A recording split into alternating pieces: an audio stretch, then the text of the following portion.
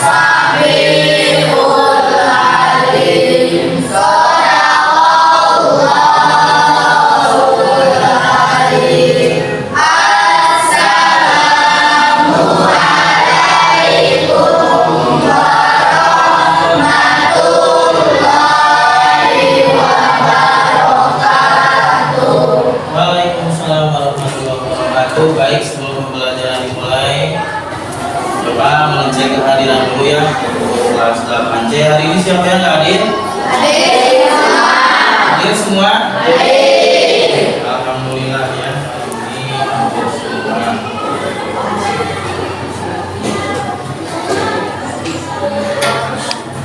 Nah, anak-anak sebelum dimulai, coba lihat ke bawah. Ada sampah tidak.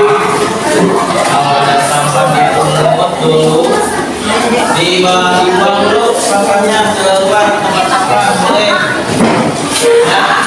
sampahnya dibuang dulu tempat sampah.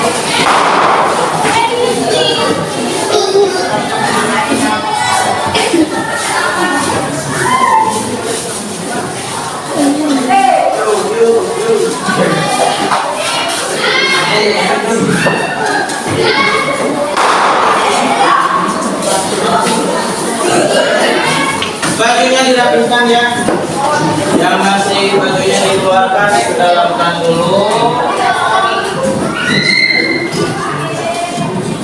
Baik, anak-anak, sebelum ke materi yang baru ya, hari ini kita akan ke materi submateri yang baru di bab 3 ya. Bab 3 di pertemuan yang terakhir kali ini di bab 3 ya.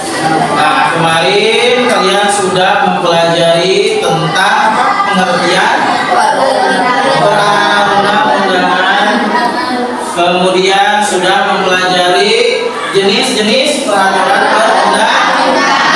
Ada berapa jenis peraturan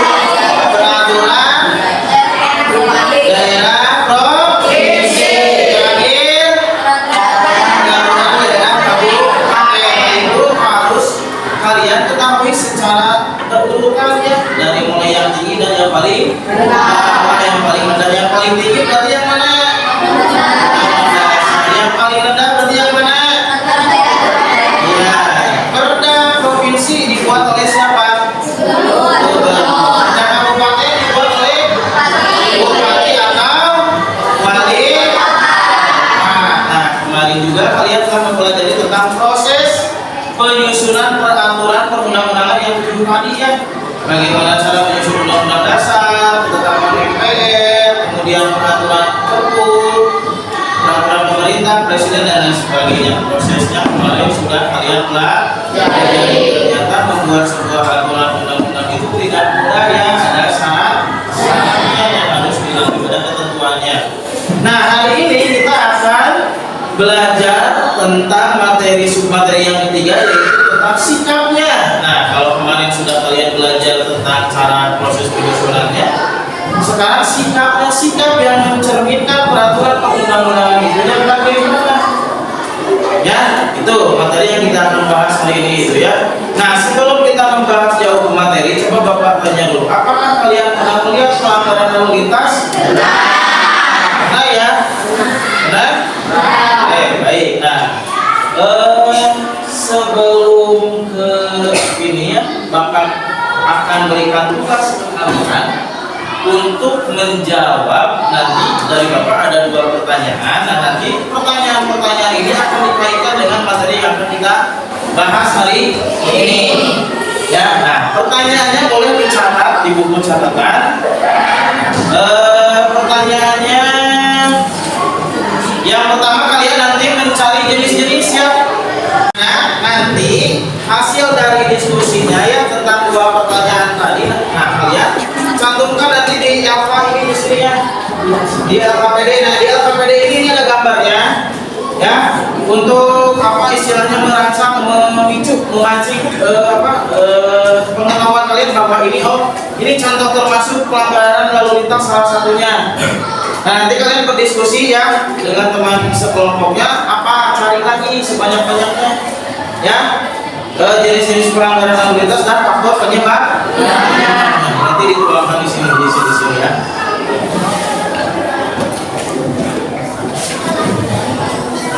Ini kelompok ini dulu.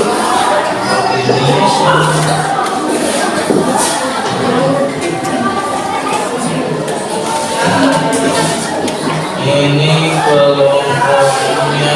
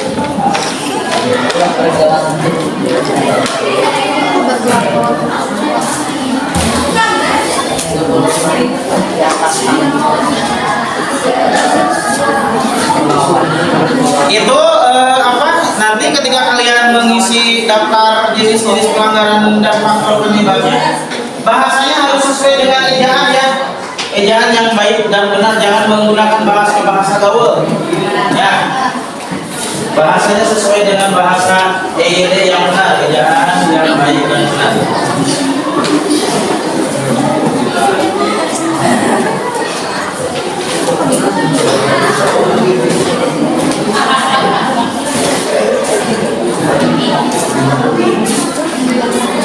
Sudah berapa jawabannya? Oh iya, bagus, lanjutkan. Oh ini, sudah dapat berapa? Ya, ngobrol, saling berdiskusi. Gimana? Barangkali ada yang pernah ini. Untuk jenis pelanggaran itu bisa beda ya situasinya ya. Di kota apa, di pedesaan bagaimana ya? Karena itu biasanya beda. Ya, Bapak kasih contoh satu. Di kita ada busway nggak? Ada jalur busway nggak di kita? Tidak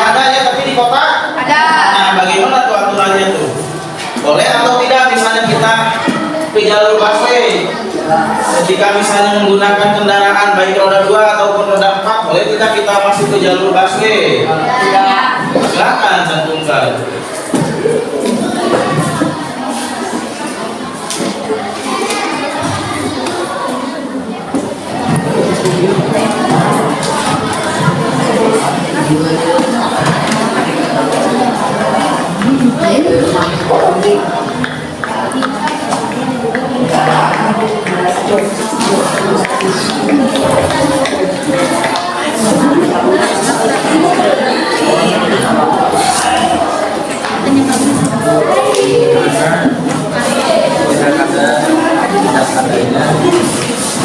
Kesadaran sih masyarakat. Nah, ini ada buku paket, silakan untuk menambah referensi ya.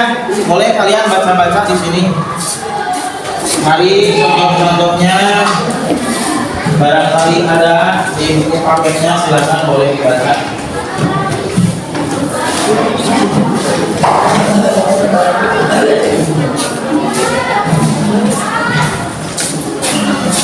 Mereka.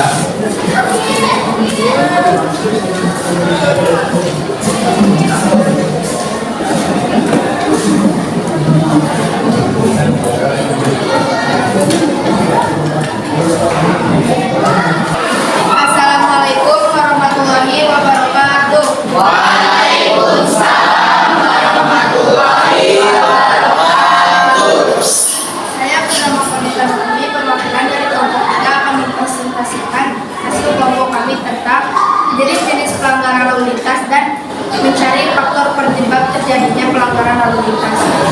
Jenis-jenis pelanggaran lalu lintas: 1. Tidak memakai helm. 2. Tidak memakai knalpot polisi. 3. Menerobos lampu merah. 4. Tidak mengebut saat berkendara. 5. Mempunyai SIM. 6. Berbonceng 3. 7. Tidak memainkan HP saat berkendara. 8. Tidak boleh berkendara di bawah umur. 9. Tidak boleh. Anak-anak, waktu diskusi kita sudah habis. Nah, sekarang waktunya kalian memaparkan atau mempresentasikan hasil daripada diskusinya ya. Nanti kalian memaparkan tentang jenis-jenisnya dulu, jenis-jenis pelanggaran lalu lintas ada apa saja, kemudian faktor penyebabnya apa, ya. Baik, kita awali dengan kelompok 3 dulu. Kelompok 3, silakan perwakilan dari kelompok 3. Siapa yang mau memaparkan? Nah, jadi itu yang tadi sudah kalian sebutkan ya tentang jenis-jenis dan faktor penyebab. Ya, faktor penyebabnya bisa karena tidak tahu, karena kurang sadar, karena terburu-buru, dan juga dari faktor kondisi apa, kondisi jalan. Contohnya misalnya jalannya jelek, ya otomatis itu akan bisa melawan arus, melawan arah. Jadi ngambil jalurnya yang ambil lawan arus yang ke kanan, karena yang di jalan yang mana jalannya bagus, ya yang di kiri jelek. Nah itu akibatnya, jadi bisa diakibatkan oleh faktor kondisi. Nah sekarang kalian sudah mengetahui tadi tentang jenis dan faktor penyebab. Nah berarti harus ada solusi ya. Bagaimana supaya tidak terulang kembali? Siapa yang mau mengatakan solusinya? Kelompok mana? Supaya tidak terjadi pelanggaran terus, boleh kelompok 2 silakan.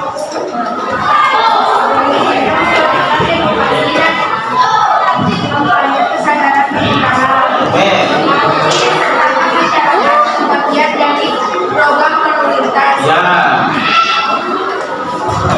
Besaran bagi pelanggaran lalu lintas: meningkatkan kemampuan dan mengetahui pengemudi, mengembangkan dan memproduksi kesadaran dengan teknologi seputar Ya, tadi menurut kelompok 2 ya, kelompok 2 ya? 3 ya. Jadi kurangnya apa? Solusinya berarti harus ada edukasi ya, harus ada informasi tentang apa? Tentang pelanggaran lalu lintas. Bisa misalnya langsung diundang masyarakat atau melalui dipasang adanya poster ya di jalan raya ya. Gitu. Jadi misalnya tentang tertib lalu lintas, misalnya tidak boleh menggunakan knalpot polisi, anak di bawah umur tidak boleh menggunakan motor ya. itu disosialisasikan informasinya melalui poster. Atau ada lagi yang mau menambahkan, siapa boleh solusinya supaya tidak terjadi pelanggaran lalu lintas? Apalagi solusinya? Silakan kelompok lain, ada yang mau menambahkan, boleh? Silakan kelompok 1. Solusinya apa lagi kelompok 1? Solusinya mencegah pelanggaran lalu lintas, memberikan edukasi dan kampanye keselamatan Iya. pengendara. Terus? Mengikuti sertakan masyarakat sebagai bagian dari program lalu lintas, meningkatkan kemampuan dan pengetahuan pengemudi, mengembangkan dan memproduksi kendaraan dengan teknologi termutakhir, membangun infrastruktur jalan dan akil, mengawasi regulasi transportasi umum, menegakkan hukum yang tegas dan adil bagi semua kelompok pelanggar lalu lintas. Ya, terima kasih untuk kelompok 1. Nanti sudah dijelaskan ya oleh kelompok 1, sudah ditambahkan solusinya harus ada hukum yang adil. Kemudian tadi yang Bapak bicarakan jalan yang jelek berarti harus diperhatikan jalannya supaya tidak jelek ya. Kemudian tadi katanya ada membangun apa? Bukan transportasi ya, mengadakan transportasi yang layak. Seperti contoh misalnya ada anak di bawah umur memakai kendaraan bermotor karena terpaksa karena tidak ada kendaraan umum ya, pakai ojek ongkosnya mahal, angkot nggak ada jadi terpaksa membawa kendaraan padahal itu tidak diperbolehkan. Yang baik kayak gitu ya solusinya. Nah, untuk yang terakhir ya kita ambil kesimpulan, jadi yang namanya sikap yang sesuai dengan peraturan perundang-undangan itu yang bagaimana? Yang mentaati semua peraturan. Contohnya peraturan tentang lalu lintas. Masih banyak sebetulnya ya, peraturan di sekolah, peraturan di masyarakat, di lingkungan sekitar, di rumah ada aturan. Siapa yang membuat aturan? Di sekolah ada aturan. Siapa yang membuat aturan? Sekarang Bapak tanya, dari jenis pelanggaran lalu lintas tadi mana yang termasuk dalam sikap yang sesuai dengan peraturan perundang-undangan, yang mana yang sesuainya? Yang mematuhi peraturan lalu lintas. Contohnya berarti wajib membawa kelengkapan surat-surat pengemudi seperti SIM, kemudian STNK, kemudian memakai kelengkapan motornya harus ada ya, kemudian harus ada spion, kemudian tidak boleh melawan arus, tidak boleh bercanda saat mengemudi, tidak boleh dalam keadaan mabuk pada saat mengemudi. Coba Bapak tanya, kalau misalnya seperti ini, ugal-ugalan, ya kecepatan tinggi dalam berkendara itu termasuk yang mencerminkan yang tidak? Tidak. Yang tidak mencerminkan. Oke. Kemudian berkendara dengan hati-hati. Termasuk sikap yang mencerminkan peraturan perundang-undangan. Baik, untuk pertemuan kali ini dicukupkan sekian ya. Kalian sudah paham? Baik, Bapak ada pertanyaan refleksi ini untuk kalian ya. Apa manfaat yang bisa kalian peroleh pada pertemuan kali ini? Menambah wawasan tentang tata tertib lalu siapa lagi? Manfaat yang bisa diambil dari pembelajaran kali ini? Ada yang mau menambahkan? Jadi kita tahu tentang tata tertib lalu apa itu pencerminan dari sikap mematuhi atau sikap yang sesuai dengan peraturan perundang-undangan. Nah, bagaimana caranya supaya kalian menghindari pelanggaran lalu lintas? Apa yang akan kalian lakukan? Apa yang akan kalian lakukan supaya kalian tidak melanggar lalu lintas? Mematuhi oh seperti itu. Baik. Nah, kemudian apa yang